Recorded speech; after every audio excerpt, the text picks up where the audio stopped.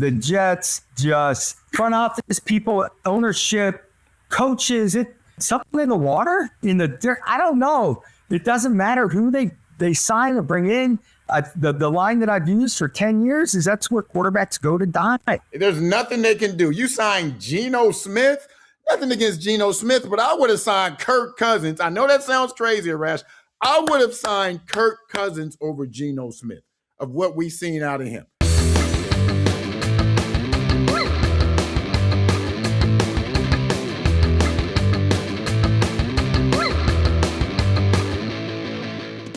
Well, it's almost April, which means naturally we are talking football because the offseason never ends with football. It is Flutie versus Stegall, spring edition. We are powered by Ozone. It is great to have the band back together. We have not chatted since the Super Bowl, fellas. Yes. No, we haven't since Seattle won the Super Bowl, like I said. Yeah, that wasn't even a game. How about JSN signing the extension this week and getting the bag? And somebody asked him, what more now? And he said, well, the only thing better than winning one Super Bowl is winning 2 Super Bowls. Yes. JSN knows what's up. And that's the attitude you got to have. So many guys, once you win, they want to bankroll, they want to move on. They're like, hey, I've arrived. You cannot feel like you've arrived. And Tom Brady said it, it's like, what's your favorite one? The next one. The next one. Exactly. The next one. Yeah. He has the right attitude. He definitely has the right attitude. Yep. So it's interesting, guys, because, the league year started at the beginning of the month, and usually free agency has some big moves here and there, and it just didn't happen this year. Obviously, the salary cap continuing to fluctuate is a big part of this.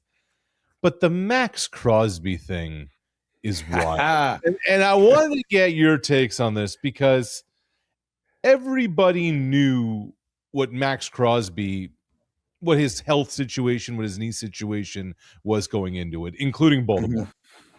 And then to agree to terms on the trade, bring Crosby in, and then Max goes on his podcast and says, I show up, and the GM and coach aren't even really talking to me while I'm in their building. That's when I felt something was up. Doug, have you ever been in a situation quite like that? Have you heard of a situation quite like that before? Not exactly like that. You can, physicals, they can flunk you any way they want on a physical. But they were still dealing in the background. Similar situation that I ever had. At the very end of my career, I tried to get to New England. And I am sitting in Tom Coughlin's office with the Giants, with John Huffnagel, my old offensive coordinator from Calgary days. We're talking football. I'm going to sign with New York. And I'm wheeling and dealing on my phone in my hip pocket, talking to Ringland. Like, guys, I got to make this happen now, or I'm in New York, blah, blah, blah. So I kind of had that going on my end. Like, I had taken their physical. And I think after the fact, when I decided, I said to Coach Call, I said, I need another day. I got to go back and check with New England.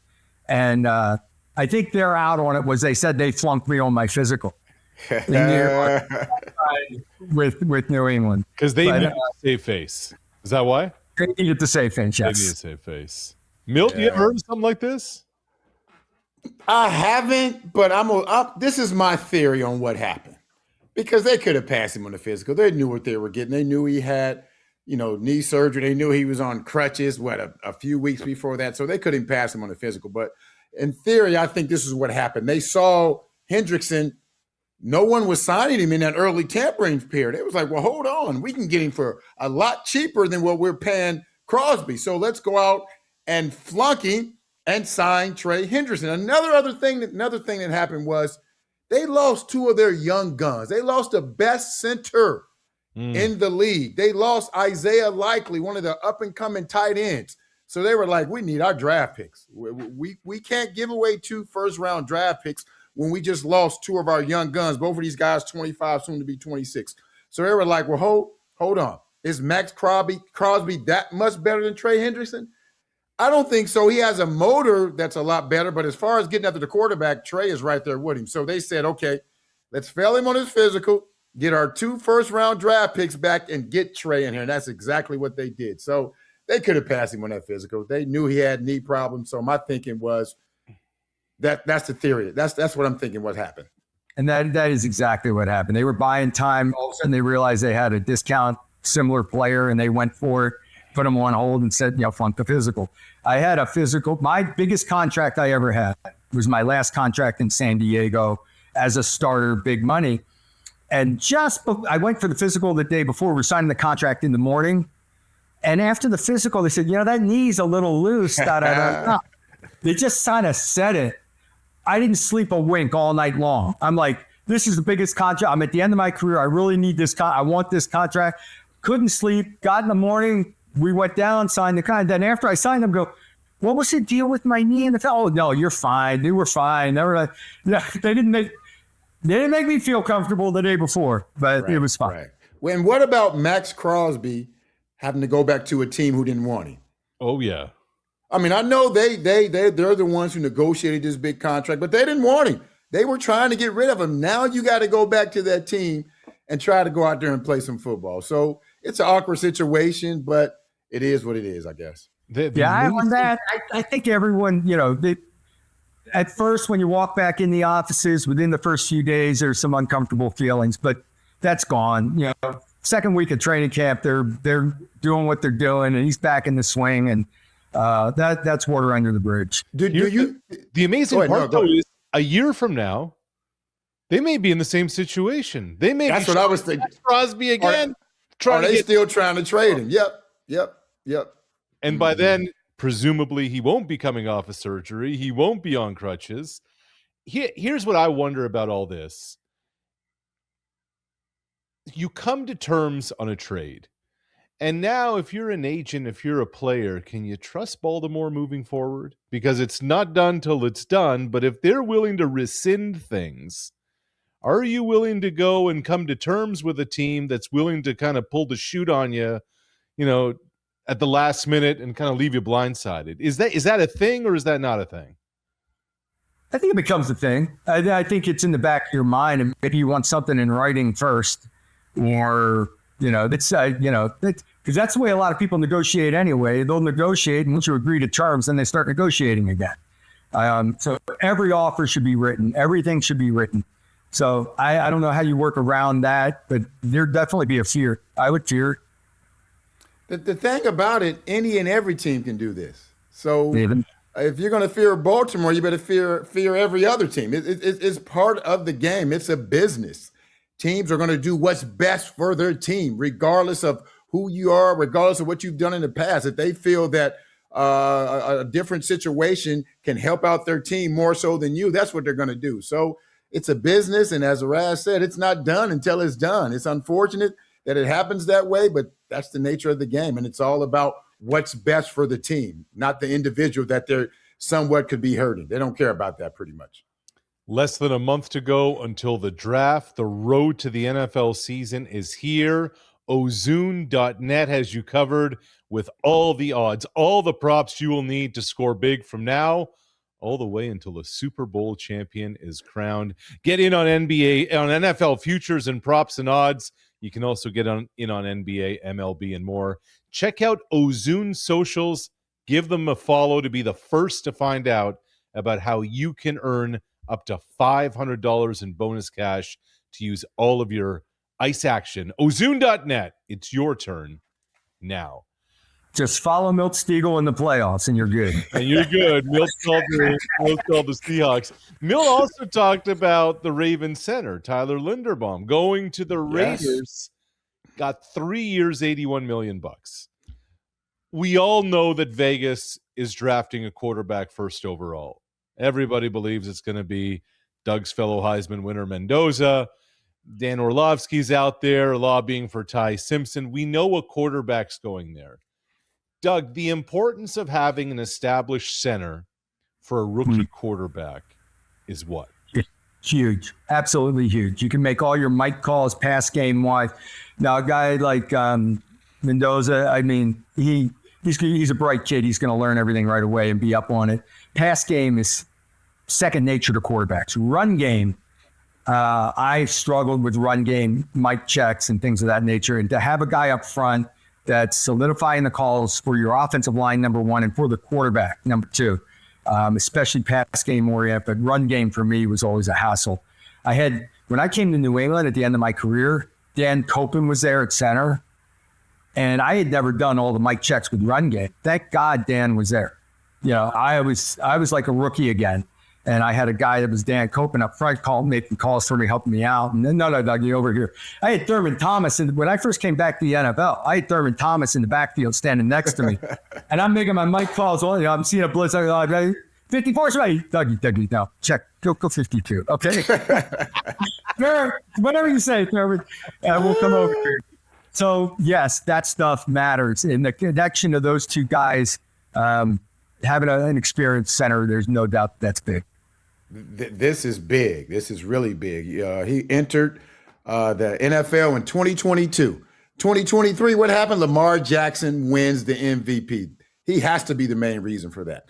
He's the highest paid interior offensive lineman in NFL history. And this is not just a great roster move. This is a great culture move. This team is trying to change the culture.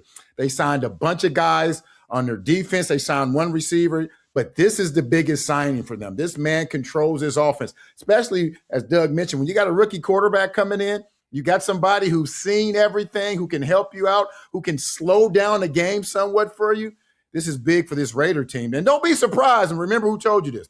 These Raiders may make the playoffs. I'm going to call that. These Raiders, they went out and spent a bunch of money on defense. They got the best center in the game. They're going to get a quarterback who's going to come in right away who can contribute. So I'm not saying they're going to make any noise, but don't be surprised if they make the playoffs. I'm calling. Doug, you know what the problem is? He's right all the time. Yeah, I don't question him. I just made two more bets. No, it's not. Whoa.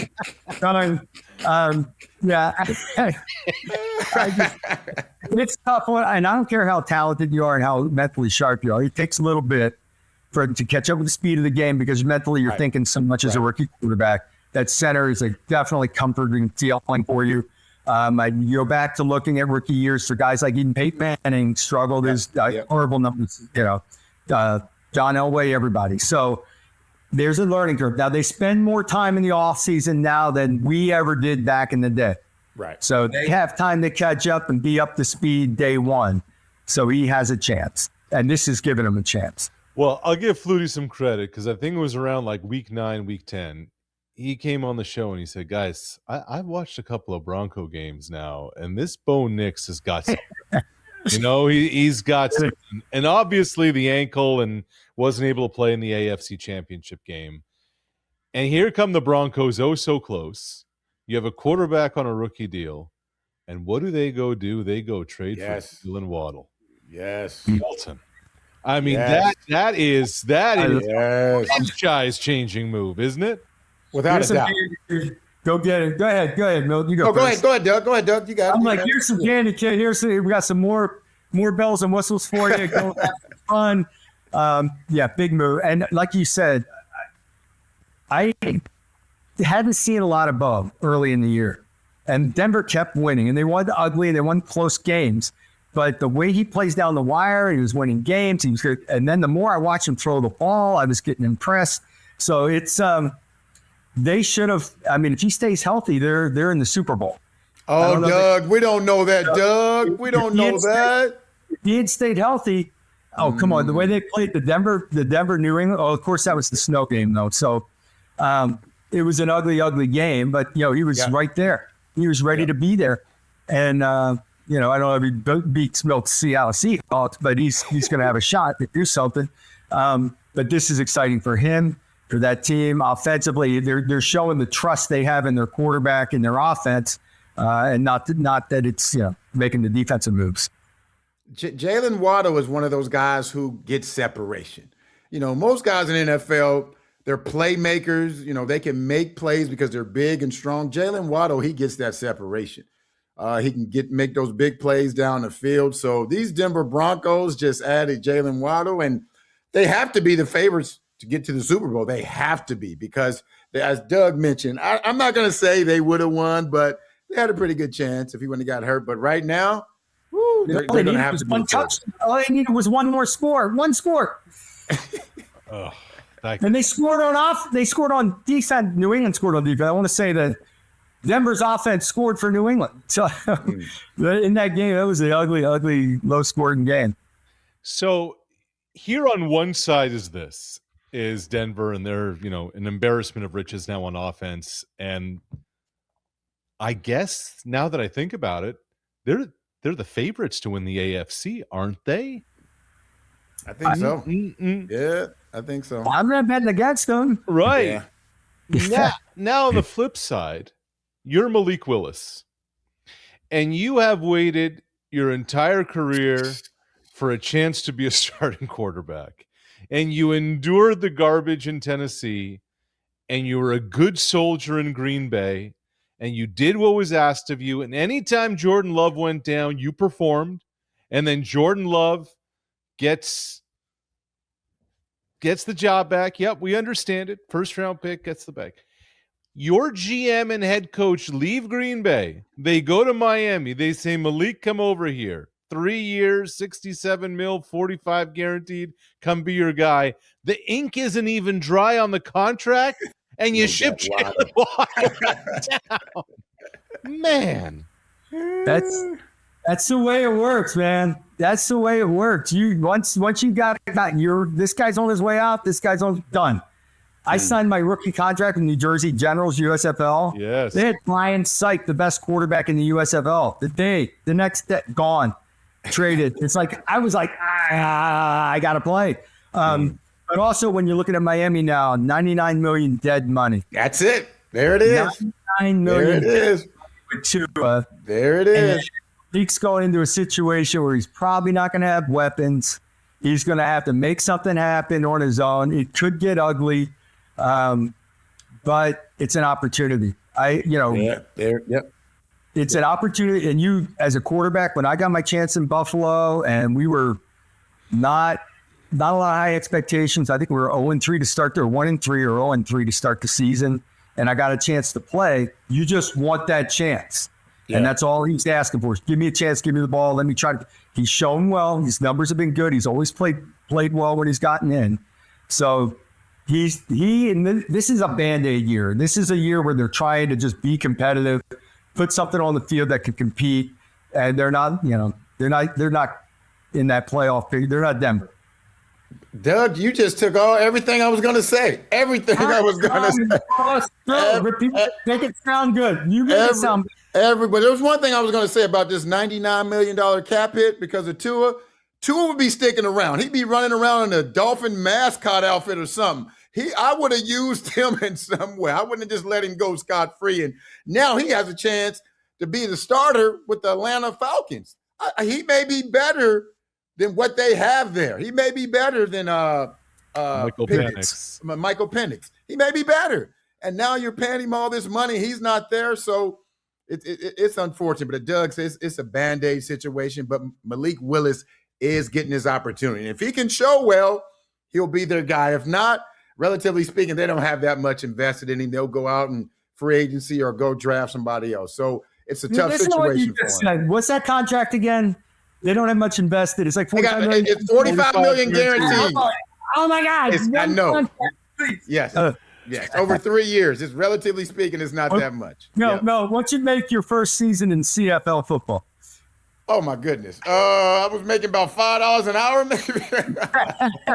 my first year with the Bengals, I made like my base salary was $85,000. I got like $35,000 signing bonus. I thought I was balling until I saw one of Boomer Esiason checks. And back then, relatively, it wasn't that much, but he was making like $300,000 a week. I'm like, I'm not making any. I mean, I played in the CFL with CFL rookies would make $29,000.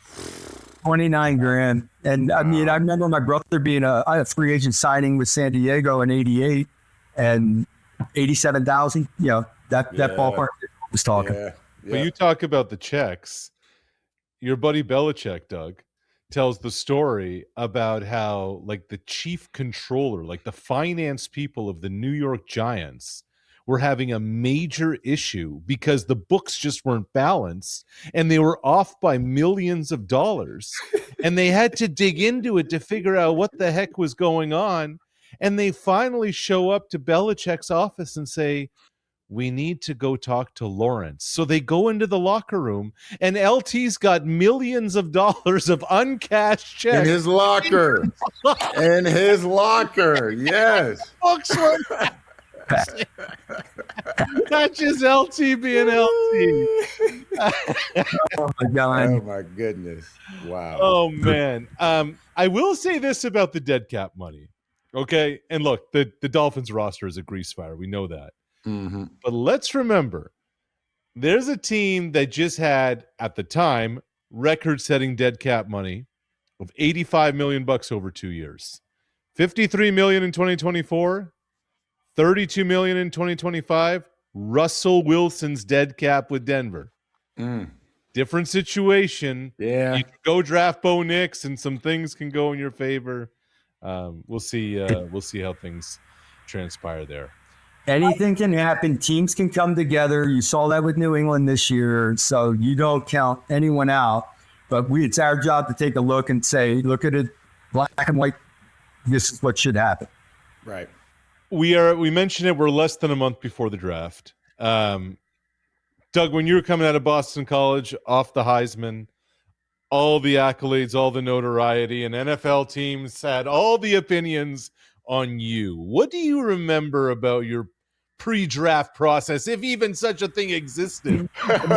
My situation was so damn unique and different that it doesn't count. I was so lucky that the USFL was around. There was a new league that was lobbying for players. They'd signed Herschel Walker. They had signed Steve Young. They signed Jim Kelly. All right, all these big name guys were playing. Reggie White. So I had a second option. So my draft status, Buffalo was talking about taking me high. They were flirting anywhere from first round to third round, possibly. That became Bruce Smith. So they did the right thing. Atlanta was talking about, that low second to fourth round. Other than that, I didn't have a lot of interest. Like, I didn't know what was going on. I refused to go to the combines because I didn't want to get measured and weighed and throw in front of these people. Like, you put a guy 6'4" next to me and we both throw an out route, the 6'4" guy looks better, right? It's like, I got 4 years of film, watch the film, and you decide, right? That was my attitude about it. So it was such a variable that I signed with the USFL, and I signed for big money with Trump and all that stuff. Well, on draft day, I didn't even know it was draft day. We were practicing. We were in the middle of our season, and we're going. And I think 36 hours later, I saw on TV that I got drafted in a late round by the Rams, like the 11th round. We had 15 rounds back then, though. So I just, they had picked up my rights, hoping that maybe the league would fold up and then they'd have my rights. And eventually the next year they did have my rights, but then they signed Jim Everett and traded my rights over to Chicago. I signed with the Bears. Mm-hmm. So my situation was totally ridiculous. I didn't even pay attention to the draft that day, and I was out practicing. Yeah. Well, my situation was, it was 12 rounds when I came out. And going into my senior year, I was projected to be a 4th through 8th rounder, but our offense snuck it up. So some teams reached out to me. Yeah, we'll draft you if you're still late, 11th, 12th round. Of course, no one drafted me. And I became a free agent, but it was the best situation for me because I had like 9 teams reaching out to me, and myself and my agent, we got to pick what was the best situation for me. And obviously we picked the best situation. My hometown Cincinnati Bengals, they had some hoes. One of the starting receivers, Eddie Brown. I don't know if you remember him, Doug. Eddie Brown, who went to Miami. He got hurt, opened up a slot for me, and I ended up playing 3 years there. So back then, getting drafted late in those late rounds actually wasn't the best thing for you. You had a better opportunity when you were a free agent and you got to pick and choose where you wanted to go. So when you very well said. That is very true. Very true. When you talk about that situation, we hear that all the time, Milt. That can mean a lot of different things to a lot of different people. From your standpoint, is it looking at the wide receiver depth chart, taking a look at what kind of the most opportunities maybe? Hey, I think I can beat that guy out. What do you mean by the best situation overall as you kind of look at it per team? Well, the first thing you have to look at and see when and how many receivers they drafted before in the draft. And the only receiver they drafted that year was a guy named Carl Pickens. They drafted, he was the first pick in the second round. And then I looked at the receivers they had on the roster, and I was like, okay, they only have like 3 solid receivers on the roster. The other guys were like scrappy guys who were, on the bubble trying to make the team. So I was like, they kept 5 receivers. I was like, I got a pretty good chance. I knew they had 3 receivers they're going to keep and Carl Pickens. So my thinking was, okay, if I'm not on the roster, I can at least make the practice roster. Well, open up some odds in that first preseason game, and I end up making the roster, and they end up cutting some guys who had been there 2 or 3 years. So you got to look at all that. You have to look at what type of offense they run, what type of quarterback they have. But the main thing you have to look at is what receivers they drafted and when did they draft. And they drafted 2 or 3 receivers in the first 4 rounds. That's not the team to go to, because more than likely they're going to keep those guys. They're young guys. They drafted them early. So that's not the team to go to. Like I said, they only drafted 1 receiver, and that was the best spot for them. Some guys – go ahead, Doug. And some teams only kept 4 receivers back then. Yep. Some, they keep 5. All right, I got a chance there. And some teams will release that 5th guy, and some weeks he's active and some weeks he's not, and go with 4 guys. Right. Like, imagine telling somebody that today, where there's 5 receivers on the field regularly. Yeah, exactly. It's just amazing when you think about all of that. And look, we needed fullbacks back then. We actually had a couple of fullbacks. Right. Go ahead. I was just going to say, I mean, some guys expect to go on the first day. They expect to go in the first round. They get all suited up for it. Geno Smith had to wait the second day. And who says you can't go back home? Oh, my goodness. Geno Smith. Oh, my goodness. To the New York Football Jets. Oh, my goodness. Oh, my goodness. Oh, my goodness. Hey, this is great for Doug because week to I week, get to keep picking against the Jets. It's fun. I don't know if he's a Bills guy, a Patriots guy. Actually, I've come to understand he's just an anti-Jets guy. I wear my Bills helmet. The Bills helmet was out of frame. I get a lot of feedback from the Bills fans where they don't see the helmet floating around. They see this Patriot stuff going on, but it's right here. Anyway, yes. I'm a Bills guy first. I enjoyed watching the Patriots this year. The Jets just don't disappoint. They just continue to be consistent and do what they do. And it just is amazing. God bless you, front office people, ownership, coaches, it's something to do and something in the water, in the dirt. I don't know. It doesn't matter who they sign or bring in. The line that I've used for 10 years is that's where quarterbacks go to die. Yeah. I don't understand it. It's a tough place to play for sure. Like from a standpoint and everything else. And maybe guys that end up there are past their prime. I don't know. But I wish Geno the best. And I hope he can do something there. But the odds are against him. There was a movie, and it was made some years ago with Eddie Murphy and Martin Lawrence, and the name of the movie was Life. And there was a character in the movie named Can't Get Right. That's what the Jets are. They can't get right. There's nothing they can do. You signed Geno Smith. Nothing against Geno Smith, but I would have signed Kirk Cousins. I know that sounds crazy, Arash. I would have signed Kirk Cousins over Geno Smith of what we've seen out of him. Seriously.